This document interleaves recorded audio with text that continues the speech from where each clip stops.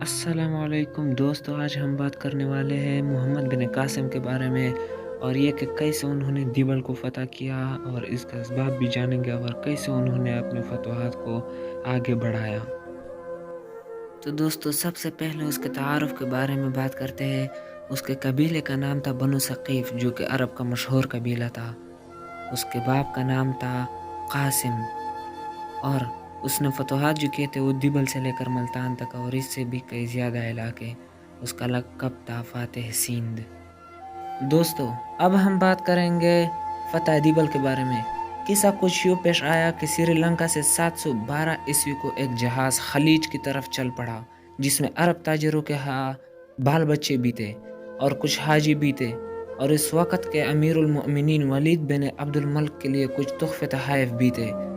ये जहाज़ जब सिंध के इलाके दिबल पहुंचा तो यहाँ डाकुओं के एक अजीम ग्रुप ने उस पर हमला कर दिया, जो हकीकत में हुकूमत ही के लोग थे।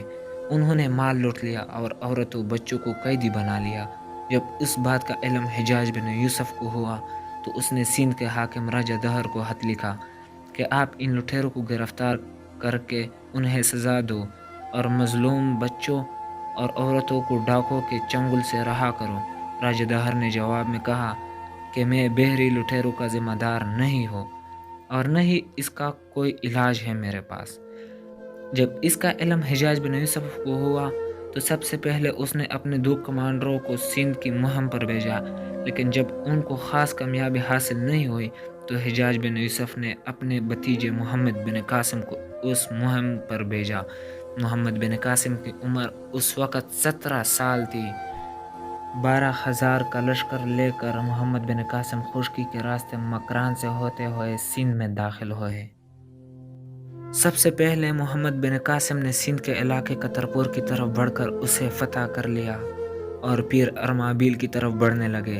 अरमाबिल को फ़तह करके मोहम्मद बिन कासिम दिब्बल की तरफ बढ़ने लगे। दिब्बल के लोगों ने अपने शहर की दफा के लिए सर तोड़कर कोशिश की, मगर मोहम्मद बिन कासिम ने शहर के इर्द गिर्द जंगी झंडे गाड़ दिए और खंदकों में मंजनीकें नस्ब कर दी और बुलंद जगहों पर तीरंदाजों और नेज़ाबाजों को तैनात कर दिया। दोस्तों, कहा जाता है कि एक एक मंजनीक इतनी बड़ी थी कि 500 आदमी उसके पत्थर को चलाते थे। कई माह शदीद जंग होती रही मगर शहर फतह न हो सका। फिर हिजाज बिन यूसुफ ने फरमान जारी किया कि इस शहर के बिल्कुल वस्त में दिवल नामी एक बुत को निशाना बना दिया जाए। लश्कर इस्लाम ने जब इस किला शिकन मंजनीक से दिवल नामी बुत को भारी पत्थरों से मारा तो उसका गुंबद टूट गया और लोग अफरा तफरी का शिकार हो गए। मोहम्मद बिन कासिम के बाद सरफरोशों ने जान बाजी लगाकर बुलंद कमंद के जरिए से शहर की फसील पर चढ़ गए। शहर वाले घबरा कर भाग गए और रजादहर का हाकिम भी भाग निकला और मुसलमानों ने दिवल को फतह कर दिया।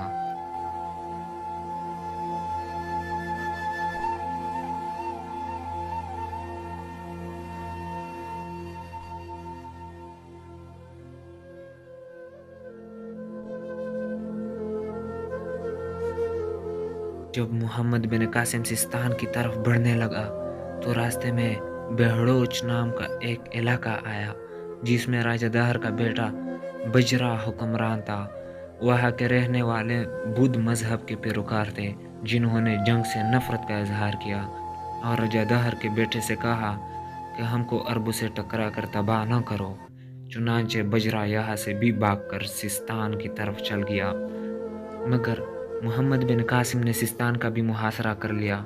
सिस्तान के बाशिंदों ने बजरा से कहा, जंग बंदी करो क्योंकि हम अरबों से नहीं लड़ सकते, मगर बजरा ने लोगों की बातों को नज़रअंदाज करते हुए जंग जारी रखी। शहर के लोगों ने मोहम्मद बिन कासिम को खत लिखा कि शहर के लोग बजरा के साथ नहीं हैं और उसकी क़ुव्वत बहुत कमज़ोर है।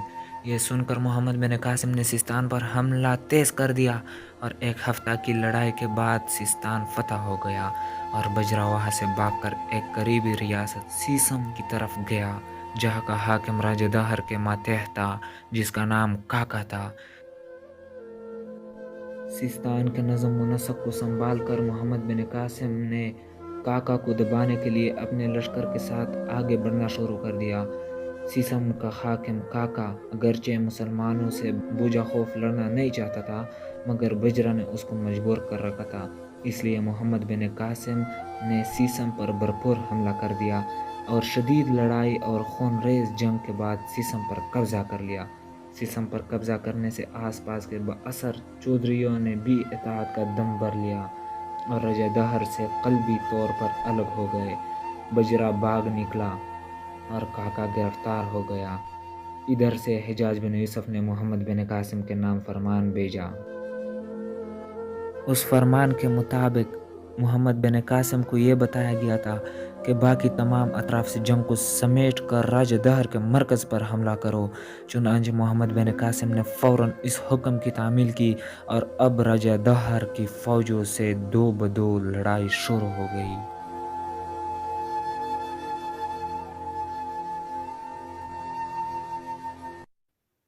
دوستو، بجرا کی طرح چھوٹے چھوٹے راجے مہاراجے شکست کھاتے کھاتے چلے گئے اور محمد بن قاسم فاتحانہ انداز سے آگے بڑھتے چلے گئے۔ سانگڑ میں کئی مارکے ہوئے، روہڑی اور سیندڑی میں شدید جنگیں ہوئی، کھینجر جیل کے پاس مارکے ہوئے اور پھر مسلمانوں نے سکر کے مضبوط قلعے اور روہڑی کے ناقابل تسخیر قلعے پر قبضہ کر لیا۔ وادی مہران کے پاس شدید مارکے ہوئے اور برہمن آباد میں راجہ دہر اور محمد بن قاسم کی فوجوں کی دو بدو لڑائی ہوئی۔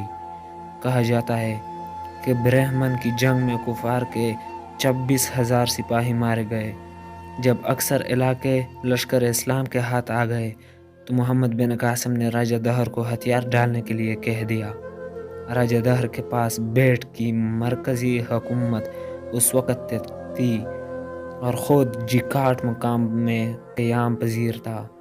اس نے جواب دیا کہ اب فیصلہ تلوار کرے گی۔ یہ کہہ کر اس نے اپنی افواج کو دریائے سندھ کے مشرقی کنارے پر محمد بن قاسم کے مقابلے کے لیے میدان میں اتار دیا۔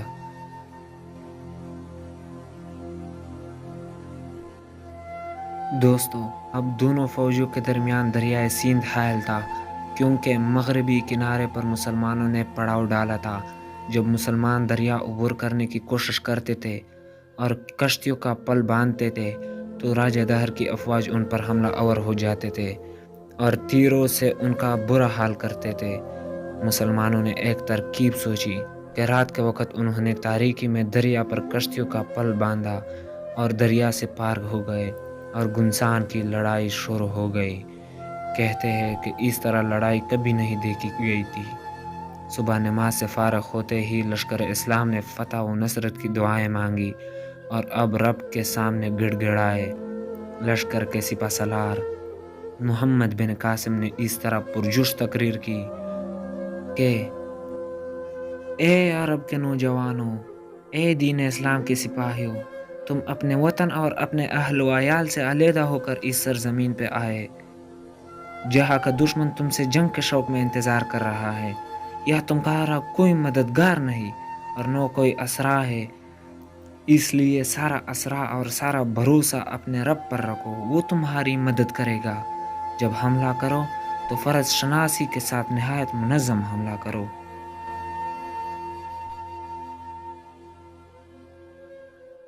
دوستو، کہا جاتا ہے کہ جب محمد بن قاسم کی افواج نے دریا پار کیا تو مہلت دیے بغیر انہوں نے راجہ دہر کی فوجوں پر ایسا حملہ کر دیا کہ وہ پسپا ہو کر جہنم تک بھاگ نکلے۔